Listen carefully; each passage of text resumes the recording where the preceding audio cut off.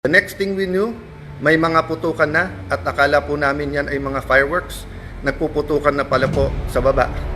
Still, they were denying that NBI yon. Kahit na yung mismong winarningan nila ay nagsabing NBI sila. So please look at the context. Alam natin under siege nung Monday or nasa loob ng Senado ang mga NBI.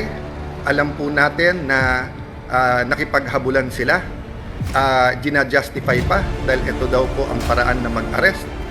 Pagkatapos pinangako sa amin na wala daw pong NBI sa paligiran. Nandun na po ang Marines, nandun po PNP, libo po ang PNP sa labas, naging very transparent kami. Nakiusap kami na walang baril sa loob ng Senado. Tignan nyo po lahat ng video. So nung nangyari na po yun at hindi na po namin alam kung sino kakausapin dahil nagkaipitan na sa loob ng kwarto ang bawat isa, ginamit natin Facebook.